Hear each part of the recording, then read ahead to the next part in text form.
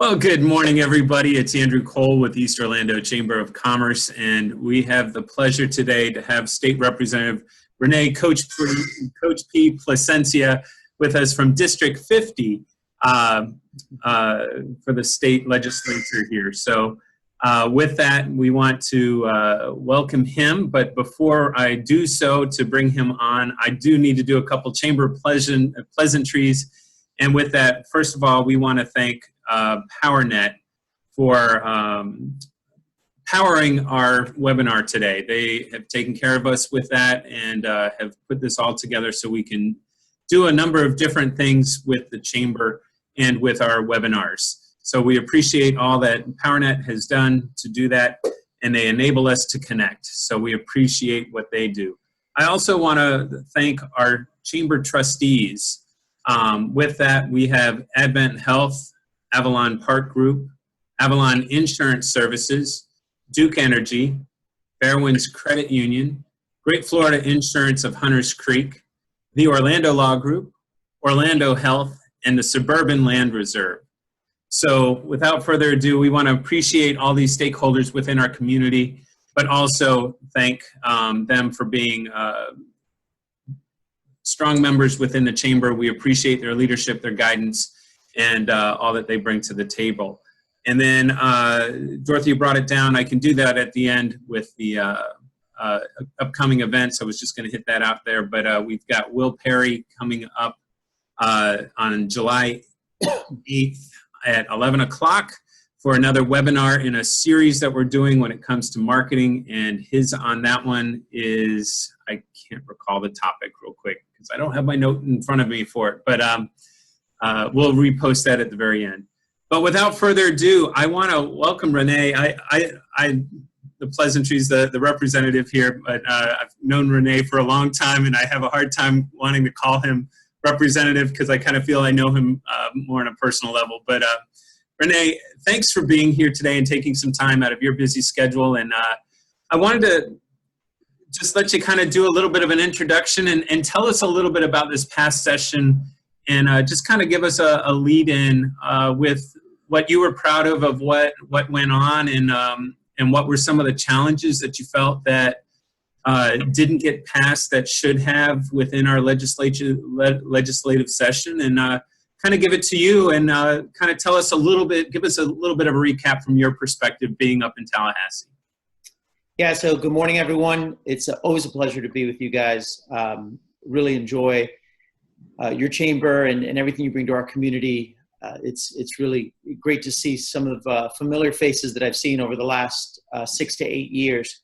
And this session was, I think, an interesting session, to say the least. We were able to get some significant things accomplished. The largest one of which was, well, I guess maybe somewhat of a tie between expanding the scope of practice for nurse practitioners, allowing them to practice independently in a primary care setting, which we were one of the last states to approve this. I think before us, we were state number 37, I think it was, either 37 or 34, it was in the 30s. So there were 30-some states that had already made that legal prior to us doing it this year. But it's a great first step for us in making sure that we work towards bringing more accessibility for healthcare and driving down the cost of healthcare. And this will definitely go a long ways towards doing that. But another one is one that's very close to me as a former teacher, and that's increasing the beginning teacher pay for our public school teachers here in the state of Florida, which is a huge investment financially. It was $400 million, I think it was. Was it? No, it's $500 million. $400 million of which goes to raising the beginning teacher salary across the state, and then $100 million to kind of sprinkle in for some of our veteran teachers who were not caught within that beginning teacher range, because it's kind of nuanced, and that's not necessarily your first year teachers, but any teacher who gets captured within, let's say your beginning salary right now is $40,000, you move up to $47,500. So if you're in your 8th year and you're only making $45,000, you get bumped up to $47,500 as well. And so there's $100 million that goes towards our veteran teachers in that. And then, not to belabor the point or this issue, because a lot of people are saying, well, how about your veteran teachers? 100 million as opposed to 400 million isn't a lot. But for our veteran teachers, the school districts still have all of the dollars that they typically get on an annual budget year to be able to negotiate their teacher salaries. So the $500 million that they receive through this bill is in addition to the 300 or 400 million, depending on how the numbers add up in the budget, that they are going to get to use towards teacher salaries as well. So there's a lot of money. So this is an additional 500 million on top of the dollars that they were getting already to increase teacher salaries. So there's a lot of money going towards teacher salaries. You asked, what are some of the other highlights? So I chaired workforce development and tourism these last 2 years, which was really an honor to chair that. It's a subcommittee under the full committee of commerce. The chairman of commerce is Chairman Mike LaRosa, who was a great mentor and a great friend to work underneath. Mike is just south of us in Osceola County.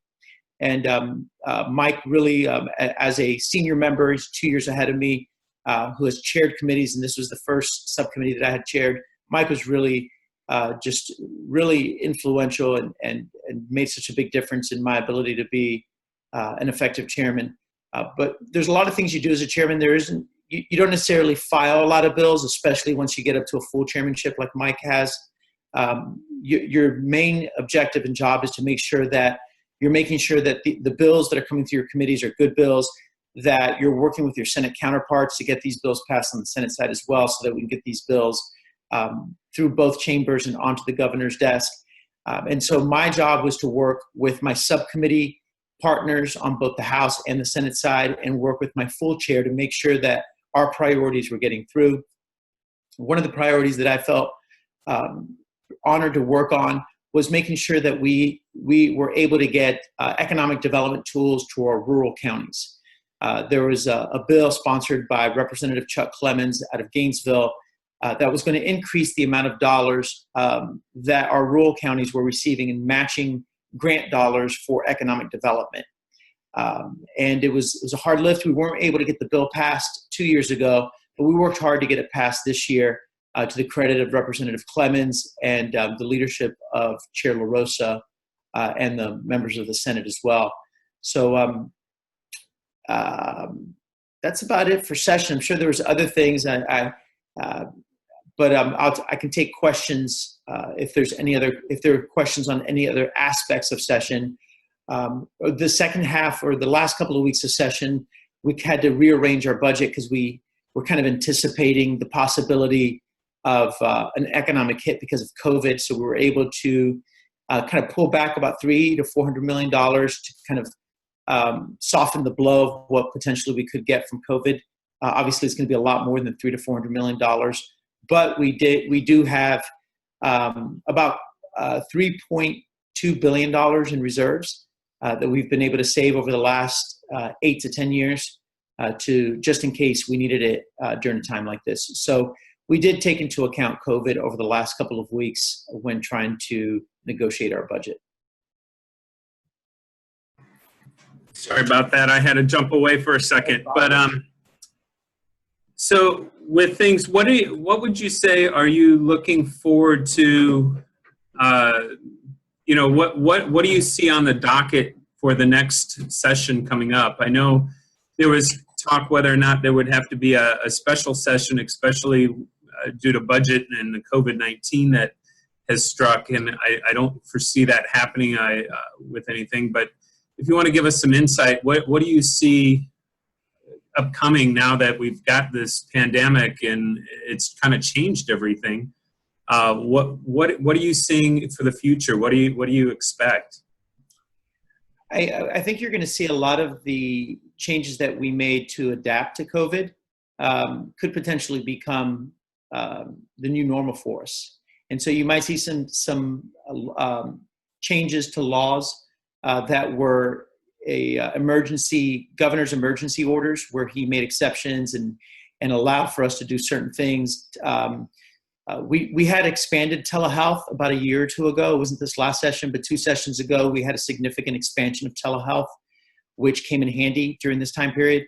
But there were some aspects of telehealth which we did not expand, which we needed an executive order from the governor to allow, like, for example, children with special needs to receive therapy using telehealth. That wasn't something that was an option before COVID, but it's an option now.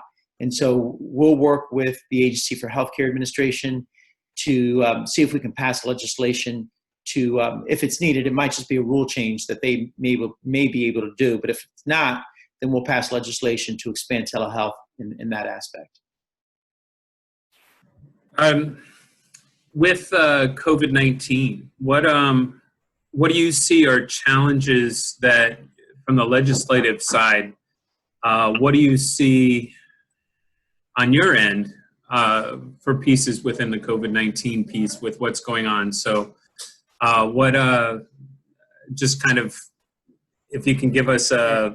I think one of the biggest challenges we'll have is when the federal government kind of shuts the water hose off on the amount of dollars that they're pumping into our state economy, especially to our hospitals. So our hospitals are taking huge hits. They have huge costs that they're incurring because of the amount of patients that are coming in the emergency room or the emergency department with COVID symptoms. It may not be COVID, but it's still a cost to the hospital. There's also enormous costs to the hospitals for the safety protocols that they have to take.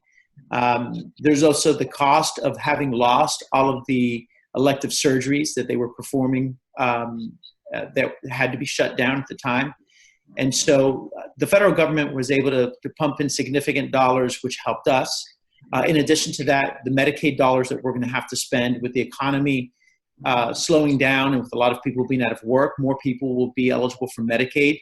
And the state government has to pay a percentage of that Medicaid cost. But the hospitals, especially our nonprofit hospitals, which are 2 largest hospitals in our region here in Central Florida, are Orlando Health and Advent, are going to have to absorb a lot of that cost as well. And there were significant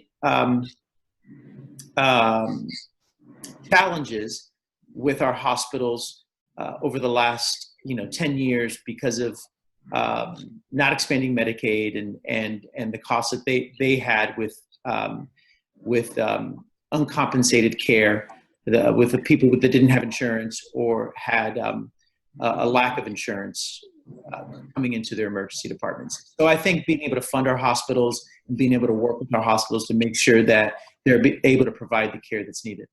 Do you foresee from the state level or from your perspective, businesses that have transitioned to other pieces, or a transition from now, Central Florida, we're heavily tourism, and I mean the whole state in a sense, but with that, do you see any transition or now more that initiative for the 2030 initiative to get more manufacturing and more self-sustainable here in Florida? What do you see with that now that COVID may have ramped some of that up? So it's interesting you asked. I serve on that board, statewide board of the Talent Development Council, and we had our first meeting since COVID. We had to cancel our prior meeting because of COVID, and that was one of our discussions. Should we change our focus and our plan moving forward? And the answer was no. Our goals still remain the same. Maybe we will reach those goals sooner than 2030, but we are going to have to work harder to get there, especially since, to your point with our tourism industry, Osceola County has the highest unemployment of the entire state of Florida, and Orange County has the second highest unemployment in the state of Florida, and that's primarily due to our tourist industry and the amount of jobs that we have in tourism. A large percentage of those jobs will come back, and hopefully they come back quickly. But we know they'll be tied to consumer confidence and the confidence that they have to visit our state, and to a certain extent, the economy of other countries. I think we have something like, I want to say, 1.6 million visitors from Brazil. and Brazil is one of the hardest hit countries in our hemisphere, or even the world, for COVID right now. So we may not see a significant portion of those Brazilian tourists coming in to the state of Florida. But that being said, a lot of our hotels, I've had a number of meetings with our general managers for our lodging industry through the Central Florida Hotel and Lodging Association. And a lot of them are now moving rapidly to automated services where they won't be needing as many employees as they had in the past, because they're trying to cut costs because of the amount of loss they've had to revenue. And so moving forward, they're not going to have to bring back as many employees as they lost. And so you're going to see a lot of those employees being displaced, and they're either going to have to find another job or go into a training program, get some skills to get the skills needed to move into a different job. Manufacturing may be one of them. Yeah. So I know a lot of people have transitioned, especially being cooped up at home, to purchasing things online. Do you foresee, and we've taken a big hit to the budget here this year, and because of COVID, do you foresee an internet sales tax coming into the state of Florida? Because we're only one of a few states that do not charge an internet sales tax for those sales on goods. Well, the answer is I think it's there's a higher likelihood moving forward for us to get it, and not just because of COVID, but even prior to COVID. That was a bill that was being pushed by a Republican legislator this past year, and it was receiving significant support from Republicans in the House and the Senate. I support it wholeheartedly. When I ran for office the first time in 2012, it was one of the issues that I used as a platform to bring more revenues into our state. I'm a big supporter of our small businesses, of our storefront businesses, and it's unfortunate. A lot of people, they're losing a lot of business to internet sales. And oftentimes people go in and try on a pair of shoes, make sure they fit, and then they'll order them online. And I don't think that's fair. And I think we need to not only make sure that we don't leave money on the table, and we bring that money into our state through the taxes that we're owed, but in addition to that, make sure it's an equal playing field for our locally owned businesses. No, we we can sympathize on some of that there. I do want to open up for some questions. If anybody has any of those here, just with what's coming on. I know we've had a number of different things that we had discussed in our advocacy advisory council. But are there any issues that are coming to mind for anybody? I know I've got Rebecca with Advent Health that's on the call. We've got some realtors there. We've got some communication folks and folks within the job market with Career Source, and we've got quite a few representative of folks within healthcare and everything else. Does anybody have a question that you'd like us to address that we can put up in there with any of those there? So I'm sorry, I'm getting some questions on text here too, so I'm trying to follow up through where everybody is on anything from that. So here, I've got one on chat. It comes here. With regards to schools opening, what are you hearing for Orange County, and what are you planning to do with your children? So I know that is a big question. I think the governor kind of put some guidelines out, but I know the counties haven't necessarily made complete decisions. Absolutely. So I will tell you, most of you probably already know, I am not a very political politician. So I will speak very frankly.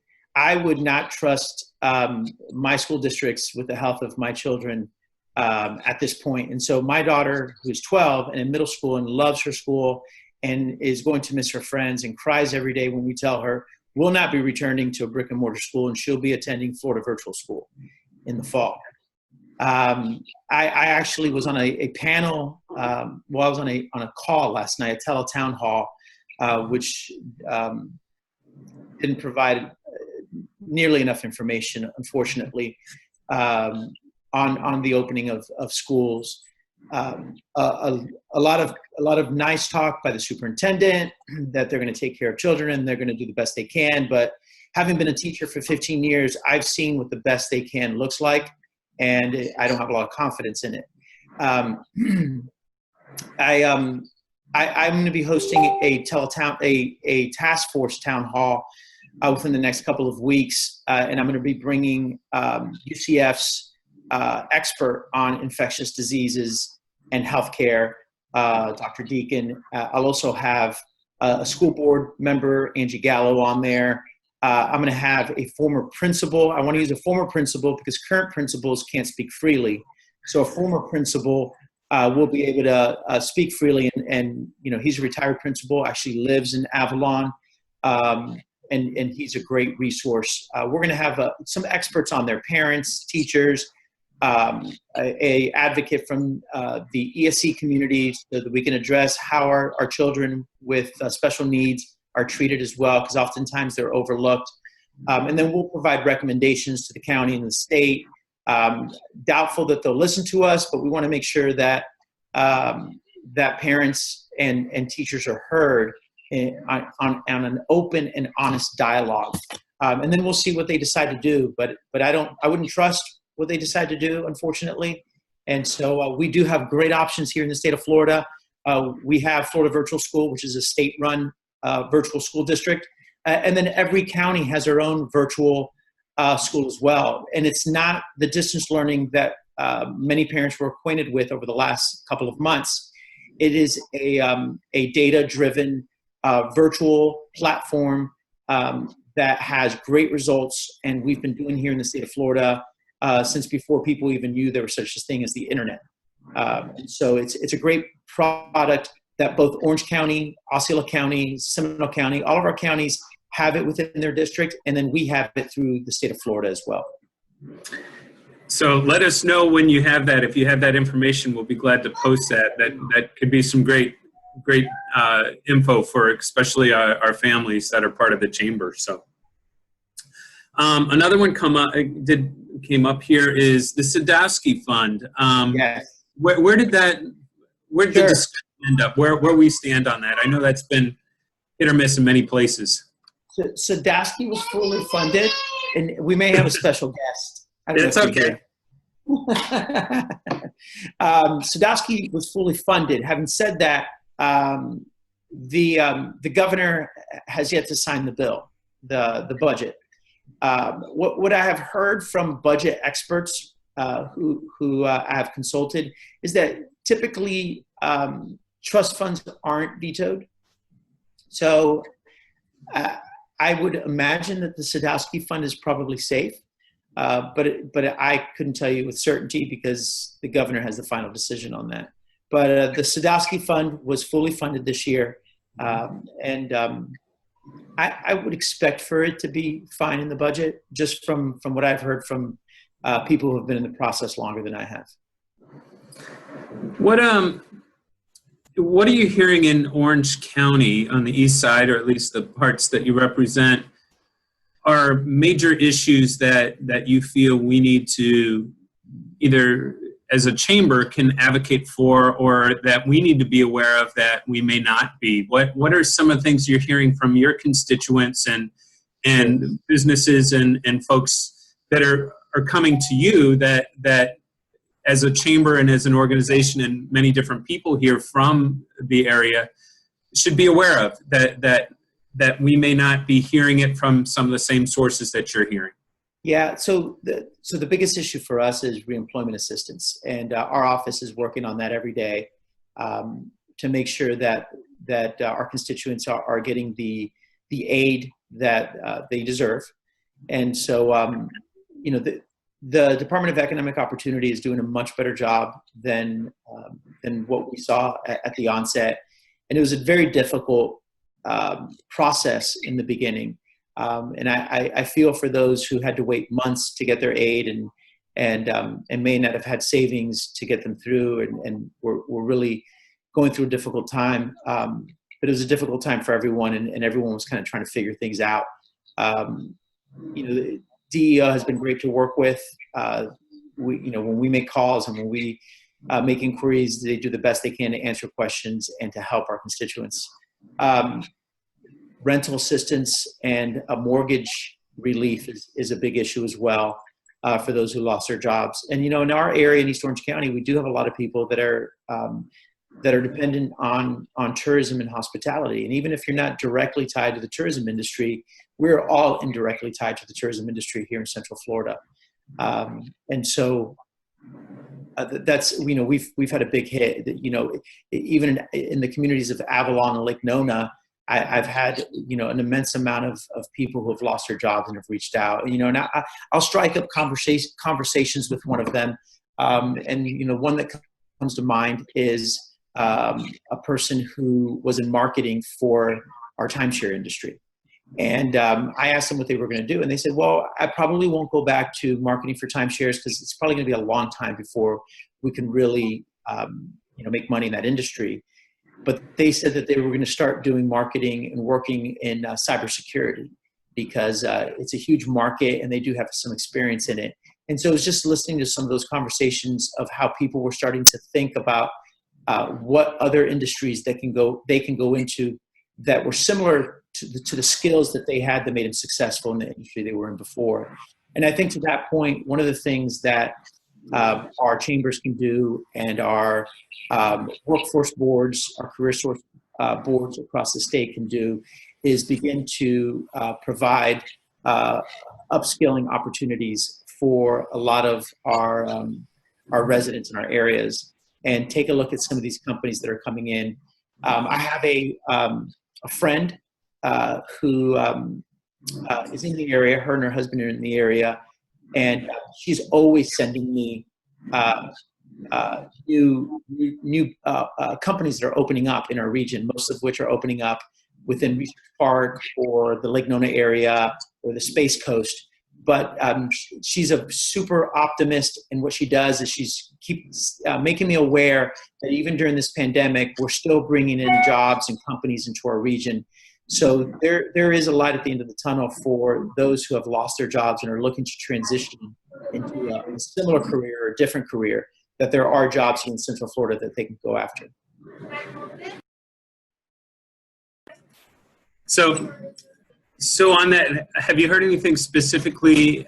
I've kind of got a twofold question, but specifically anything in the business community that you're hearing from business owners and folks, not just residents that may be unemployed at this point, but are you hearing anything from businesses that either are having issues with their funding or the confusion and the changing of all of the the rules and pieces?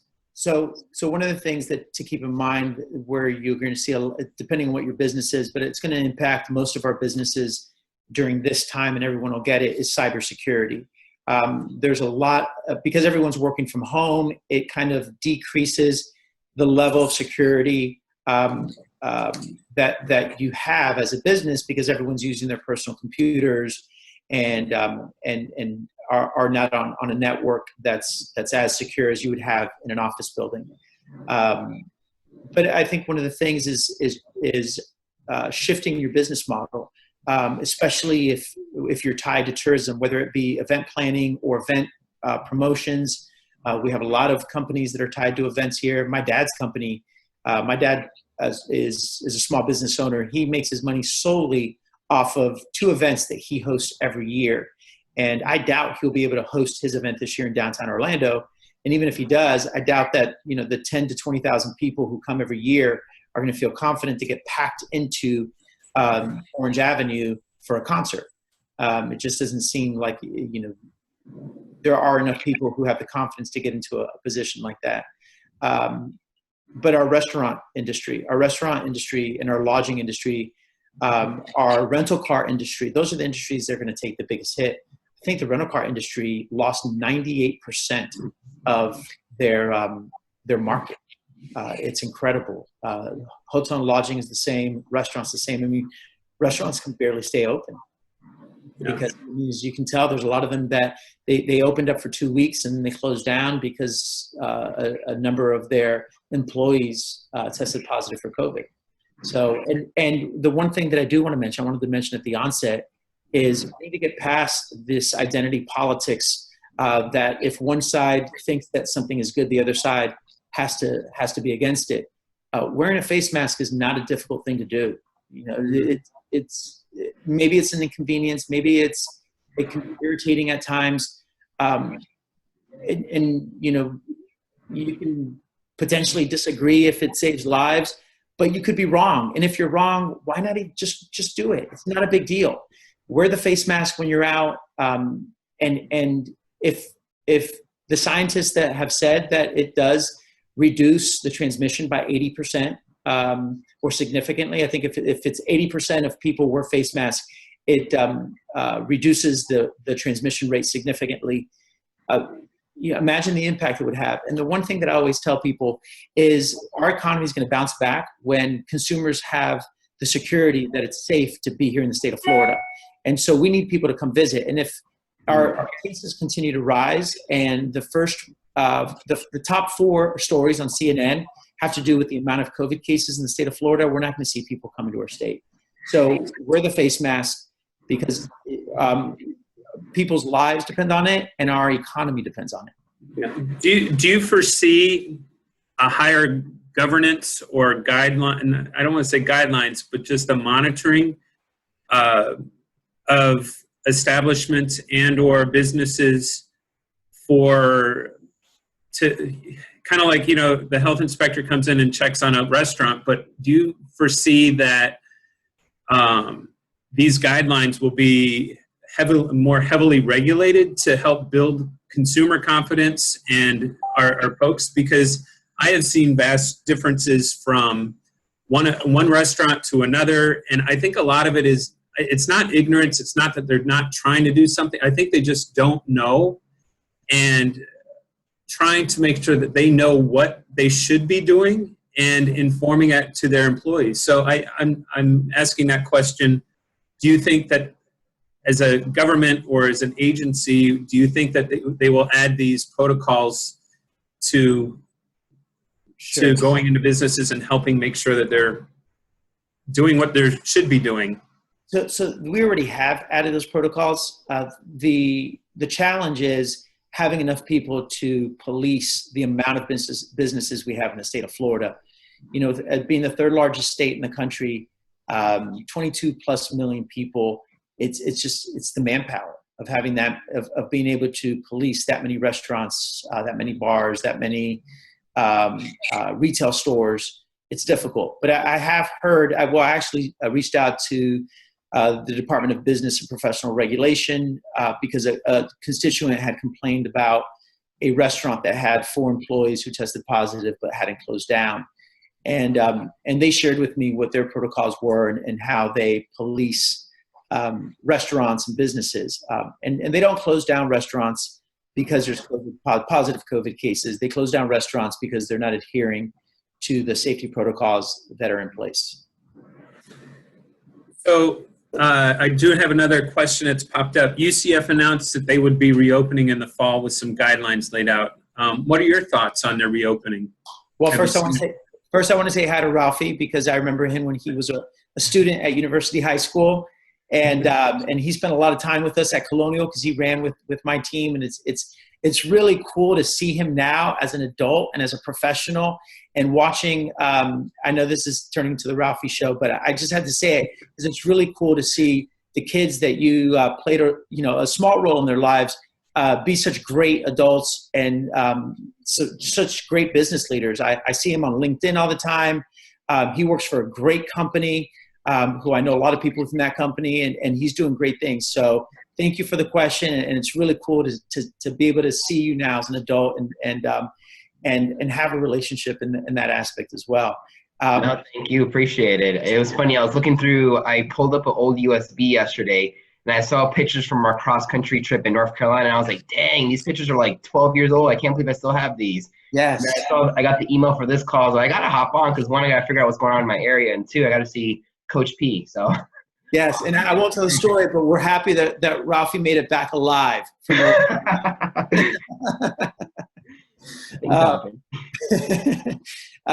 So UCF, yeah, I had a virtual meeting with the new president from UCF, great gentleman, and I also spoke with Valencia College as well, and both are going to limit the amount of face-to-face interaction with students in general and professors. And so, for example, Valencia is not going to have a single face-to-face class. It will be entirely virtual unless it's required, like a lab. So if it's something that has to be hands-on, then they'll be at the college. But if there's no requirement for it to be hands-on, it will be 100% virtual for Valencia. And UCF is going to take a similar stance. The concerns that UCF have are concern the housing of students, and that's going to be a big one. And making sure that there's the adequate social distancing and that there's masks being worn.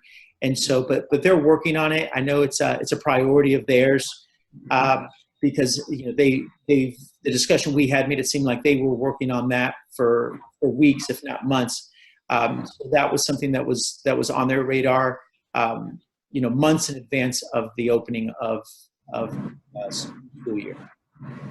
And just a follow-up question on that, do you think that would affect enrollment? Because I know a lot of these value propositions for Valencia and UCF is these face-to-face interactive classes. And I mean, it is what it is. We have to adapt with times. But I graduated from UCF and Valencia, and I know that was a big thing they pushed, like, hey, small classes, interaction, but that obviously has to change for a little bit.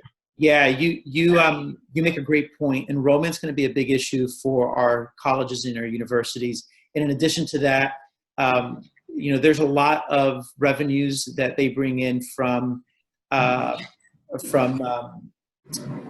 programs they have there, whether it be the housing, the food services, the bookstores. I mean, UCF is like a small town. They have an entire shopping village that they have there.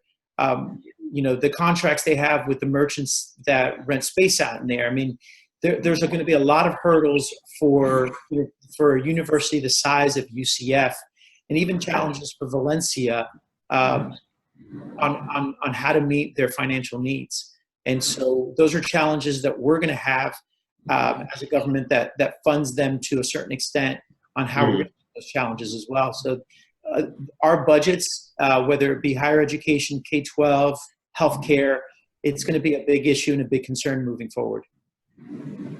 Thank you.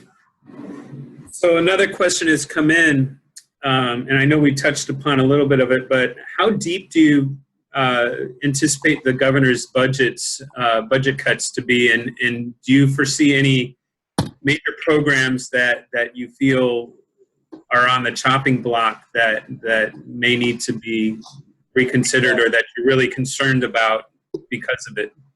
So I hope this comes across in a nice way. I think the governor is going to veto a lot of budget items. Having said that, I'm also of the mindset that a lot of those budget items are probably not the responsibility of the government to fund in the first place. I've sat on a lot of appropriation committees, and I have filed a lot of budget requests for things that I kind of scratch my head and think, why is the government funding this when it very easily could be funded through grant acquisitions from the private sector or partnerships with other foundations. And we've seen in the news some who have just kind of, the money has been wasted. And I'm not saying that most of them have, but I think that, at the federal level, we call it pork. There's some level of it that probably doesn't need to be funded through the government. So the governor will veto a significant portion of our member budget items. And I'm not overly concerned on them.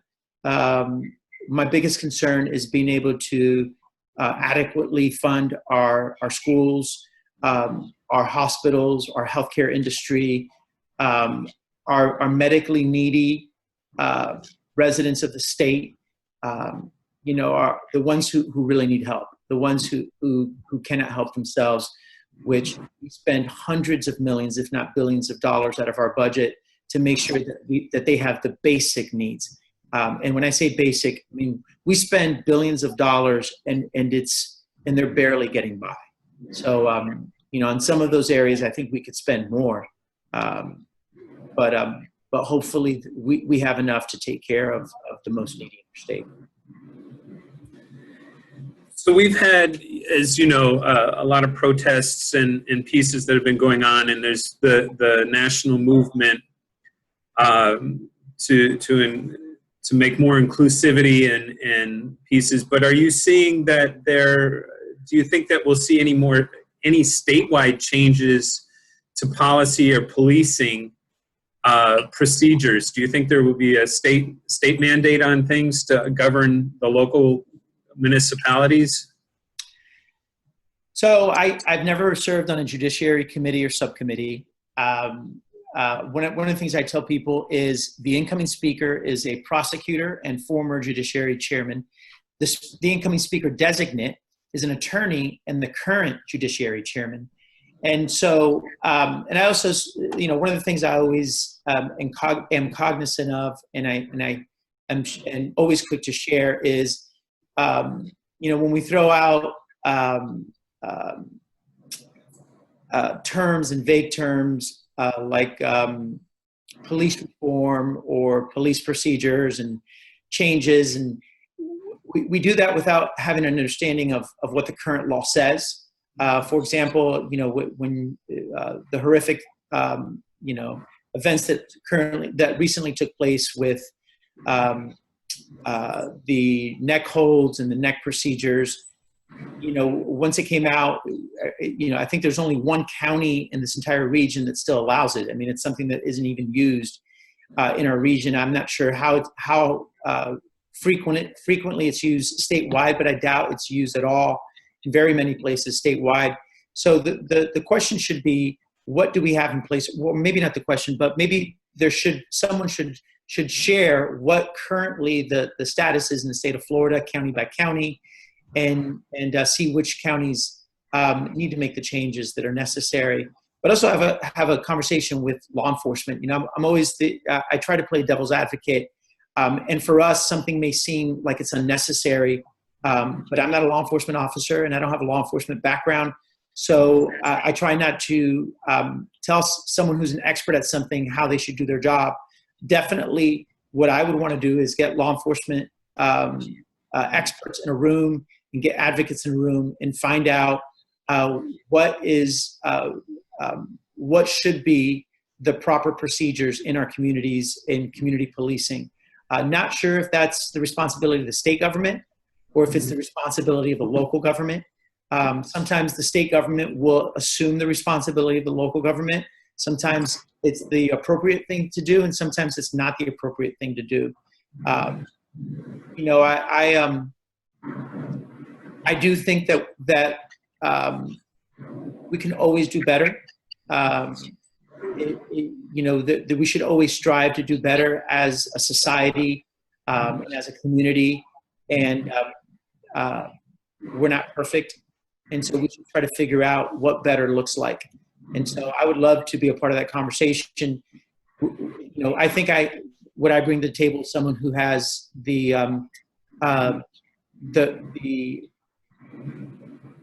mindset and the perception of a lifelong educator. And I know children, and a lot of crimes are committed by, people between the ages of 16 and 22, young people who are just making bad mistakes. They're not bad people. They're young and dumb. And sometimes it's good to have a fresh perspective so that, people who may not know the younger generation, like many of us do, can remind them that they're just kids, and we were all kids at one point and make mistakes. So back to a COVID type question, but this is one at the state level too, is, we have very loose laws when it comes to frivolous lawsuits in a sense. Because of COVID-19, do you think that there's going to be any frivolous lawsuits coming out? These big billboard attorneys that are out there that are looking for quick buck, deep pockets to make a buck on this and waiting for the first person to say, or where do you think we stand, and is there something that at the state level we can do to help close those loopholes in those laws so that we're not getting these frivolous lawsuits on companies that are trying to stay open, but yet, you know, we've got COVID-19, and I could just see a bunch of these lawsuits coming up down the road. So any perspective you want to provide on that? Yeah, so yes, I think you will see legislation on that.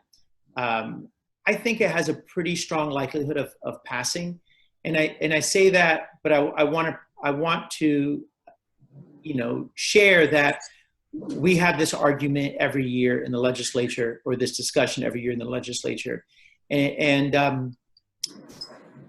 I think it's a good discussion to have, but I also think there's two sides to it.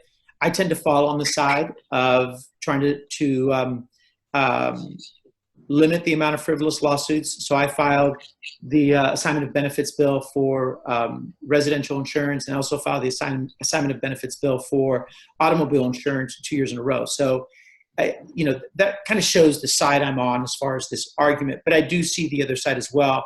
And I do think it's important to understand the other side, because, you know, at the end of the day, we want to make sure we limit frivolous lawsuits, because it increases the cost of doing business in our state, both in your mom and pop shops, but also on your medical side, whether you're a doctor who has a private practice or you're a hospital. You know, medical tort reform is a very real thing, and it's the next line of tort reform that we have here in our state, because we have one of the highest rates of lawsuits for medical malpractice in the entire country. But it's also important to know that you know, people should be protected as consumers from bad actors on the other side as well. So, you know, having been on those fights in the legislature, the good thing I see as far as the Florida legislature is that there is a true robust discussion on it. There are passionate fighters on both sides, and AOB took like 8 years to pass. And that's good that it takes a long time, because it means that the final product is probably going to be something that's in the best interest of everyone. You see, I apologize. Off it went.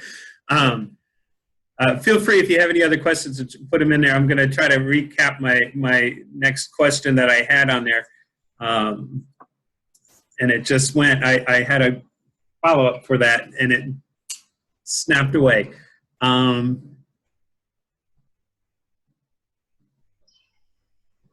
so sorry. Go ahead, hey, Rebecca. Hello, Representative Plasencia. How are you, sir? Just off on another topic, it's my favorite season, election season, and you have an election coming up, so let's talk about it. So this is the first time that I don't have a primary, which is interesting to me. Now I can focus on just a general election. You know, election, it feels like I'm always in election season. It's every 2 years, and it goes by very quickly. And so, what questions do you have about my election?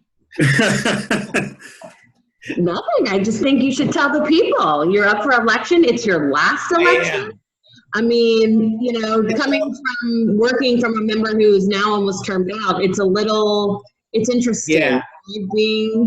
Knowing that it's your last election, at least in this, you know. Correct. Sure. So I'm term limited, and this will be my last election to serve in the Florida House.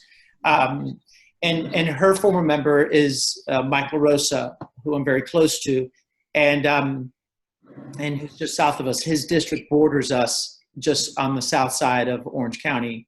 His comes up to the north side of Osceola County. But you know, each election cycle, you've learned something from the elections before, so you have a different perspective. And I'm excited about, the one thing that is kind of sad is I really enjoy going door to door and meeting voters. It's such a cool experience to have a conversation with someone on their doorstep. And the unfortunate thing about COVID is now I don't feel that it's safe to do that. And so I'm not going door to door, and I'm not sending any of my volunteers to go door to door. So it changes what I believe is my strongest component of my elections because it's the hard work that a lot of candidates don't want to do because it's hot. It takes time. You sometimes feel uncomfortable going to someone's doorstep. I don't. I can talk to anyone, anywhere, in any setting. I truly enjoy it. But it's making it tough. And it's hard to call people because most people won't pick up. A lot of the numbers we have are wrong numbers. So we're not going to have the face-to-face interactions that I wish we could. What I am trying to do more of are these types of interactions. So I'm hosting Zoom calls. I have one tonight. It's a teleconference with the community of Wedgefield. So that'll be a fun event to do. And then I'm trying to host as many on my own where I'm hosting it from my own personal account. So if anyone wants to have a Zoom account with their neighbors, I'm open to it. If you have a neighborhood or a neighborhood association, you say, hey, let's invite Coach P and pick his brain on what the issues are and ask him tough questions about how he feels on certain issues, I'm always open to it. So I remembered what I was, or at least another piece of what I was thinking of, is we have an amendment that's going to be on the ballot for $15 an hour mandate for our businesses. Terrible. Tell us your thoughts. So listen, I didn't like it before COVID, but now during COVID and what's happening with our economy, it would be the worst thing that could happen to the state of Florida. Literally the worst thing that could happen to the state of Florida. You'd be killing small businesses. I mean, you literally would be killing small businesses. They're barely surviving as it is right now. And this would be the final blow, I believe, to our small businesses in the state of Florida. Your larger businesses who can afford it have already gone to $15 an hour minimum wage. You're seeing it statewide, and you're seeing it in our region. Our theme parks, our hotel and lodging association, our larger businesses are able to do it, and that's the appropriate way for it to get done. But for our small businesses during COVID, you would kill them if they did that. And putting it into our state constitution is not the appropriate place to do it, even if you wanted to do it. So it's just a wrong thing to do. All right. I saw Jen, you had unmuted. Did you want to say something there? She muted back. Yeah, that's another piece. And for a lot of the folks that are on the call, I don't know if you know this, but we do have an advocacy advisory council that talks on different issues and the pieces that are ongoing here within Orange County and East Orlando specifically. A lot of it's more on the local levels, but we do touch base on some of the things here at the state level. So this has been a great opportunity to be able to hear from you and talk to you, Representative Plasencia. It's doing a shameless plug here for it, but, a lot of the folks are on this call that are on that council, and I think it's very important to know and understand what are the different issues and things that are out there, and that the chamber has a voice and is willing to put a voice out there for our businesses, because sometimes our small businesses especially don't have somebody that's right in the legislature or in our local government and have a voice with those. So we try to make sure that we have those. Are there any other questions from the gallery that we can address? If not, we're about 5 minutes to 10, and that's when we promised we'd cut everybody off and let you go back to what everybody's working on. If not, we can end a little early and go from there, ask another question there. And then, Dorothy, if you want to pop the slide up with our next piece. And there's a little tyke. This is our special guest. Absolutely. Somebody woke up. She did. She was awake for like the last hour. My wife felt bad bringing her out. So, well, great. Well, I'm going to do a quick last little bit. We have some upcoming events going. Dorothy, if you want to share that next slide there. Hey, real quick, can I do a shameless plug real quick? Please, we can do a shameless plug here for you. Love to. What I was going to say, if anyone has any, if anyone either has window space or has property in East Orange County, we're always looking for places to put our yard signs for the re-election. Since Rebecca had asked about the campaign, that's one of the things we do. We try to get our yard signs out. Gotcha. So With that, we do have Will Perry is back on how to create irresistible offers. His last webinar was phenomenal, and we've got a series of these coming up, so we appreciate. If you'd like to sign up for it, will be July 8th at 11 a.m. Please sign up for that online so that you get the registration information on that. But without further ado, Coach P, thank you for your time today, and really appreciate all that you've brought to the table and get a chance to talk to you virtually. Wish we could do it in person, but maybe another time we will be able to do so and throughout this season. But you know that you have the East Orlando Chamber is very interested in what is going on, and we appreciate your voice and sharing what you can with your insights on what's happening in Tallahassee and affecting our businesses and our residents here in East Orange County. So we really appreciate all that you've done and appreciate your leadership on that as our current representative. So thank you so much for being here today. Thank you for having me. Always a pleasure. Well, we'll look to do it again. So hopefully we'll see you around. We've got some political events planned, so look forward to seeing you in the area. So thank you much, and take care, everybody. Have a wonderful weekend. It's here, and we will see you when we see you next. So jump on another call. We've got lots planned for the next month. So take care, everybody, and thank you for joining us this morning. Thank you. Bye-bye. Thank you, Sam. Take care, everybody.